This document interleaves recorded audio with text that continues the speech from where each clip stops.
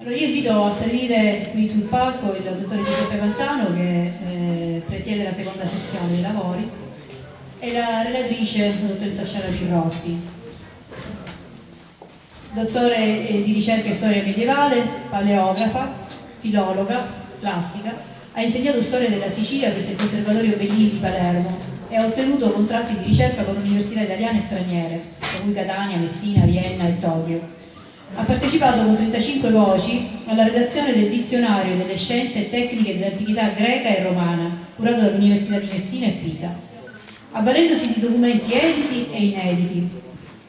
Ha pubblicato numerosi studi sul Medioevo siciliano, tra i quali 2 volumi sulla storia del monastero italo-greco di San Filippo di Fracalà. Allora, buon pomeriggio. Oggi, tanto grazie dei complimenti, che fanno sempre piacere. Oggi pomeriggio non parlerò dei monaci italo-greci. Scusa, il microfono è staccato. È staccato. Così io già che non sei.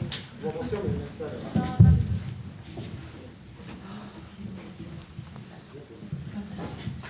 Non parlerò, dicevo, dei monaci italo-greci, ma parlerò di Messina Normanna.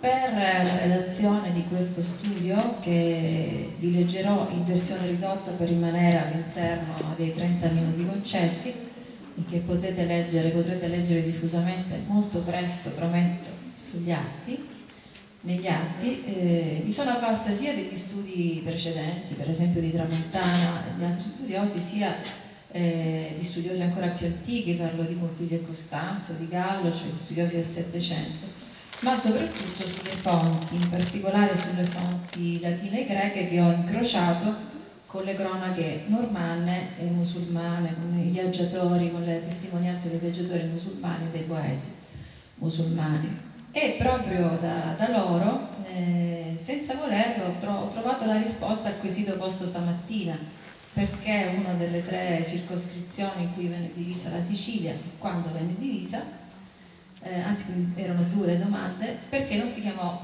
Val di Messina? Come non si chiama? Vediamo. Si chiama un nome. Se fu fatta in periodo normanno, le fonti ci dicono di no. Chi vi dirà buonanotte in Messina? E chi vi dirà buonasera a Messina? Si domandava il poeta alessandrino Ibn Kalakis con una punta di ironia.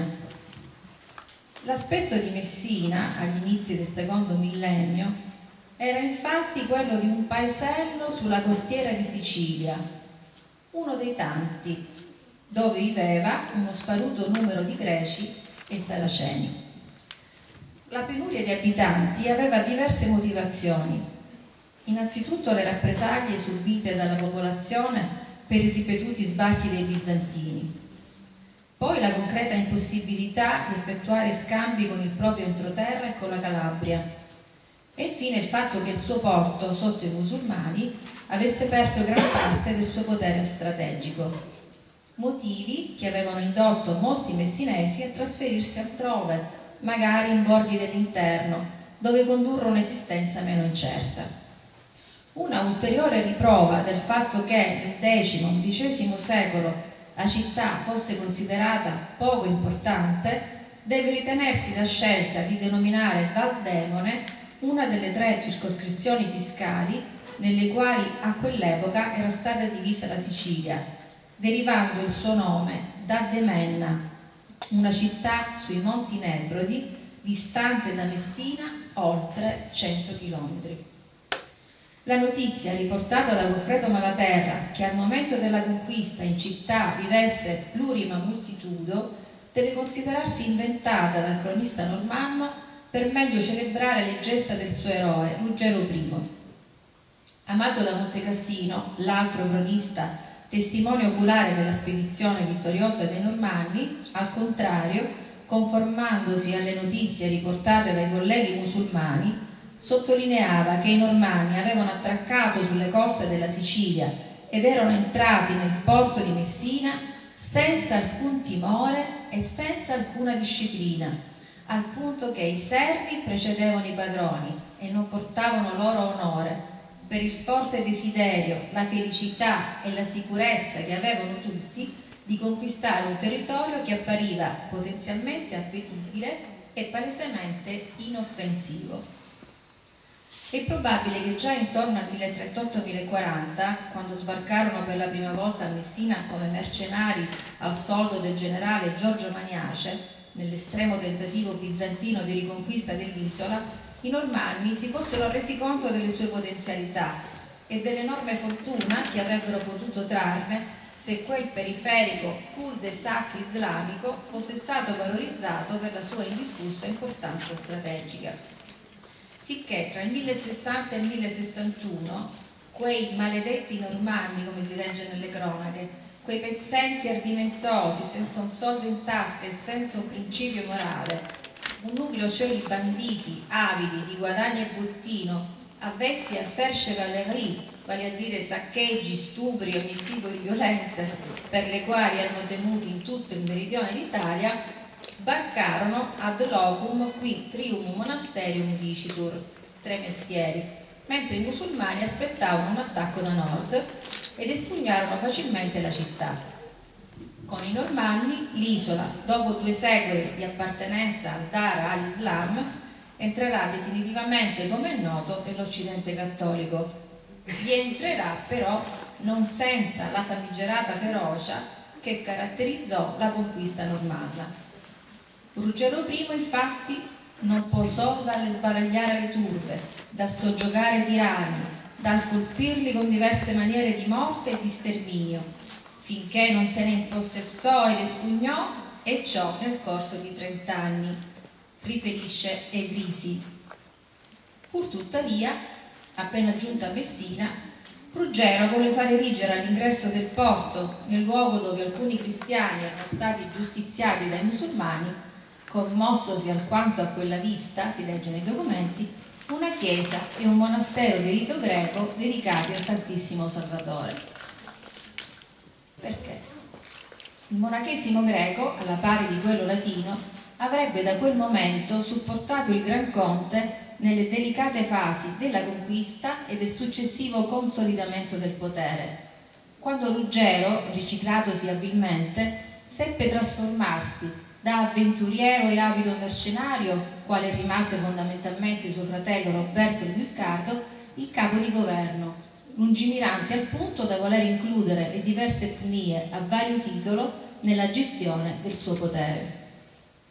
Sotto il primo Ruggero furono restaurati e addirittura rifondati numerosi monasteri italo-greci messinesi, la cui struttura architettonica e le decorazioni rappresentavano sincreticamente la presenza e l'incidenza delle diverse etnie che abitavano il suolo siciliano, tra le quali ebbero un ruolo importante le maestranze bizantine operanti al di qua e al di là dello stretto, autrici di quel processo di affinamento e di integrazione che rende ancora oggi del tutto originali le architetture basiliane della provincia di Messina e della Calabria. Il primo archimandrita del Santissimo Salvatore di Messina, Luca, quando fu chiamato nella città peloritana nel 1131 da Ruggero II, portò con sé da Rossano calligrafi e maestri per fare dell'archimandritato il centro propulsore della cultura greca in Sicilia, concentrando nella biblioteca del Santissimo Salvatore, secondo un progetto talmente ambizioso da non poter essere taciuto neppure nel documento di fondazione, testi classici, patristici e preziosi codici. I numerosi viaggi compiuti dai monaci italo-greci in Oriente, inoltre, contribuirono a confermare al porto di Messina il ritrovato ruolo, riconosciuto persino dai cronisti stranieri, di costituire uno dei più importanti scali del Mediterraneo. Anche il monachesimo latino fu dai sovrani normanni incluso nel progetto di ricostruzione socio-economico-religiosa dell'isola e di Messina in particolare. Cito solo per esempio i monasteri benedettini femminili di Santa Maria de Messana e di Santa Maria de Scalis. Delle prime opere realizzate per fortificare Messina rimangono nelle cronache accenni a non meglio definite opere di difesa, realizzate da Roberto il Guiscardo, verosimilmente nuove torri e bastioni che andavano a sostituire quelle musulmane distrutte e una grande fortezza. Le mura e chiese, i monasteri, le torri e i castelli che Ruggero I, senza badare a spese, si legge nelle cronache, fece costruire, furono realizzati da maestranze esperte fatte arrivare da ogni parte, unde dunque, si legge in Malaterra, che utilizzarono l'arco acuto e a tutto sesto, pilastri in cotto, angolari in pietra lavica, mattoni a prevalente forma di parallelepipedo, pietre di taglio e formato diverso. Ugo Falcando parla di un Palatium Regis e di un Castellum Vetus nel porto. Queste informazioni indussero in passato a credere che esistessero a Messina 2 palazzi reali, dei quali quello vecchio era il Castello a Mare. Ma esiste una differenza sostanziale tra i termini latini palatium e castellum. Il primo è un luogo fortificato e residenziale, mentre il castellum o castrum era probabilmente la prima fortificazione normanna di cui si abbia notizia in Sicilia, costituita nelle sue parti essenziali di terra e legno e quindi facile da erigere in poche settimane, con una altissima torre di vedetta elevata al centro del sistema fortificato, perché il castello a mare fosse visibile anche al di là dello stretto e la sua postazione facilitasse il controllo della città e dell'area portuale. Di fronte al porto, al posto di quello che oggi è il Palazzo della Dogana, era stato invece costruito il Palazzo Reale, simbolo del potere feudale e militare che ospitò Ruggero I e la sua corte durante uno degli ultimi anni della sua vita e dopo la morte del marito ad Elasia con i suoi figli. In una miniatura di Pietro da Eboli, il Palazzo Reale messinese è dotato di mura perlate. In esso sono visibili Re Tancredi, assiso in trono, e Costanza d'Altavilla, moglie di Enrico VI e madre di Federico II.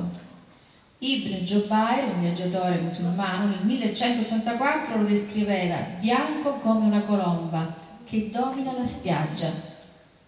Come era prassi nelle altre città siciliane, il Palazzo Reale di Messina era dotato di una cappella nella quale il sovrano esercitava il potere religioso e politico, documentato dalle fonti. La cappella normanna mantenne la sua funzionalità anche in epoche successive. Fonti aragonesi, per esempio, riferiscono che la regina Costanza, figlia di Manfredi di Svevia e moglie di Pietro d'Aragona, appena sbarcata a Messina dopo i rivolgimenti del Vespro, si inginocchiò a baciare la terra e in segno di ringraziamento si recò a pregare nella cappella del Palazzo Reale. La cappella reggia è menzionata per l'ultima volta da Angelo de Ciocchis, il quale nella prima metà del XIX secolo ne fornì alcune preziose informazioni, come il fatto che fosse dedicata a San Giovanni Battista e dotata di 3 altari. Strettamente collegata al palazzo, sede del potere civile, era la cattedrale, sede del potere religioso, che il Gran Conte aveva dedicato a San Nicola, un santo particolarmente caro ai normanni, facendola costruire nel luogo dove oggi ha sede la curia arcivescovile. Nel 1087 la sede episcopale fu trasferita da Troina a Messina perché il Gran Conte, si legge nel diploma, aveva sempre avuto in mente di arricchire la chiesa di Messina post acquisizione di Sicilie, una volta cioè che la conquista si fosse trasformata in insediamento stabile, il che conferì alla città un'importanza sempre crescente, anche perché nel 1131 l'antipapa Anacleto elevò Messina a sede arcivescovile. Ad appena qualche decennio dal completamento della chiesa dedicata a San Nicola, Ruggero II, figlio di Ruggero I, volle far costruire extra moenia una nuova cattedrale intitolata appunto Santa Maria la Nuova, consacrata il 22 settembre 1197 in presenza dell'imperatore Enrico VI. Quando fu completata la nuova cattedrale, San Nicola fu declassata a semplice chiesa parrocchiale annessa alla nuova cattedrale.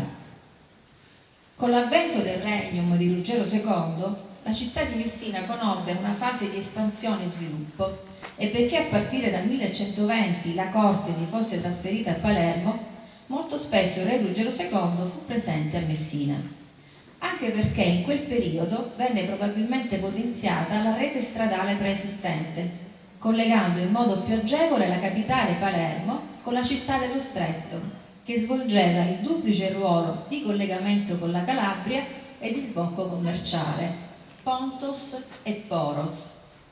La città si espanse ben oltre il nucleo costituito dal Gran Conte e molti documenti greci fanno riferimento ad un neocastron, quindi una città nuova, la parte nuova dove Ruggero II fece costruire un grande arsenale, una curia stratigoziale competente in materia civile e criminale e potenziò una delle 4 zecche del regno che già tra il 1085 e il 1101 batteva moneta e che nel periodo svevo divenne l'unica zecca siciliana.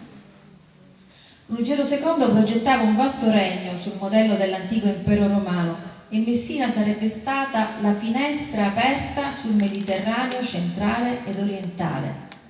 Posizione invidiabile che facilitava lo svolgersi di mercati definiti da Ibn Jubayr ricchi e frequentati, in cui erano numerosi compratori, facilissima la vendita, verosimilmente collocati nei pressi di quel porto che Idrisi chiamava Gran Meraviglia, perché era uno dei pochi porti dell'epoca ad avere una tale profondità fino a riva che consentiva alle navi di attraccare direttamente sulla spiaggia, facilitando le manovre di carico e scarico di mercanzie che partivano alla volta della Calabria, dell'Egitto, della Spagna, della Francia meridionale, dell'Inghilterra. Si esportavano soprattutto frumento e legname, ma anche cotone, zucchero, lino e sede grezze locali, frutta fresca e frutta secca. Ibn Jubayr testimonia che i dintorni di Messina parevano tanti giardini, abbondanti di mele, castagne, nocciole, susine e altre frutte.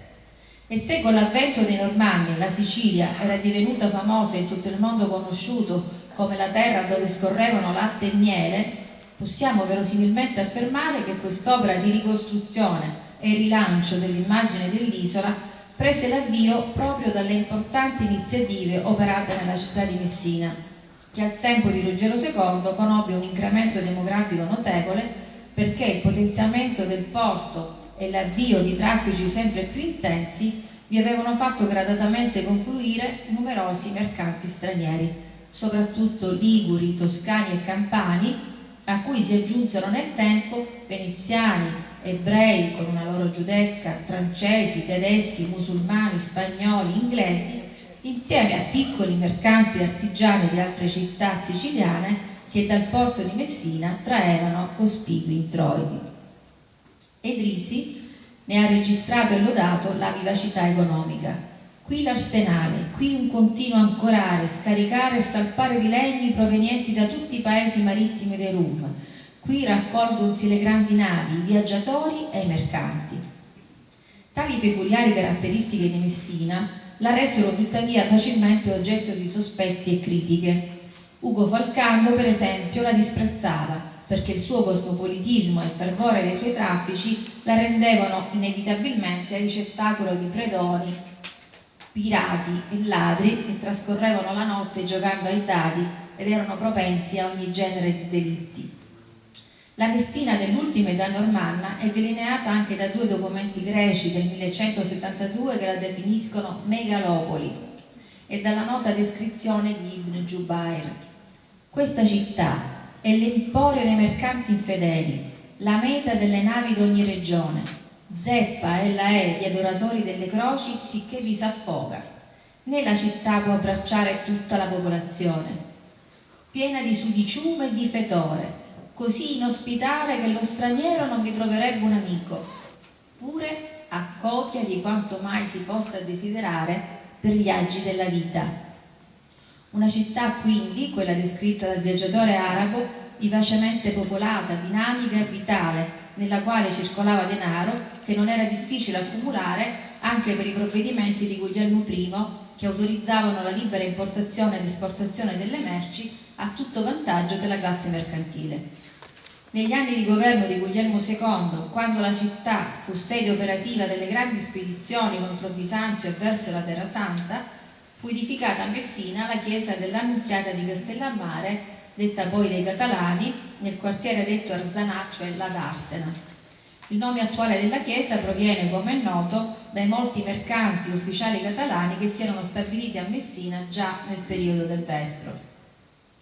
La chiesa dei Catalani rimane, nonostante i restauri che ne hanno alterato i tratti fino a dimezzarli, una delle pochissime testimonianze della trama urbana della Messina normanna, distrutta dagli sconvolgimenti che nei secoli colpirono la città dello Stretto. Il terremoto del 1169 e il disastroso maremoto che travalicò i muri della città e invase il porto, l'incendio di immani proporzioni di qualche anno più tardi, la distruzione della città ad opera di Riccardo Cordileone alla fine del XII secolo. Queste e altre sciagure, tra le quali non può essere dimenticato il terremoto del 1908, giustificano la quasi assenza di reperti archeologici relativi all'impianto della città nei secoli XI e XII, eccetto i resti della chiesa di San Giacomo Apostolo a ridosso della cripta della cattedrale e alcuni resti di pavimentazione databili al 1082 che sono visibili nella zona dell'attuale municipio. Pochissimi sono anche i lacerti della cultura e dell'artigianato dei secoli XI e XII, tutti di altissimo pregio e raffinata fattura, come la lastra tombale dell'arcivescovo Richard Palmer in marmo di Paro, oggi murata nel transetto del Duomo. Al Museo regionale di Messina si conservano altri reperti di epoca normanna provenienti dalla chiesa dell'Annunziata di Castellammare e dal monastero del Santissimo Salvatore a Lingua Fari, tra i quali la cosiddetta conca di Gandolfo e il sarcofago di Luca. Pochissimi oggetti a testimoniare l'epoca particolarmente prospera di una città che oggi, a distanza di più di un secolo dall'ultimo terremoto che la rase al suolo, annaspa ancora, a mio avviso, tra le pieghe del suo passato, alla ricerca di radici storiche, motivazioni ed energie che la facciano tornare una buona volta a vivere. Grazie.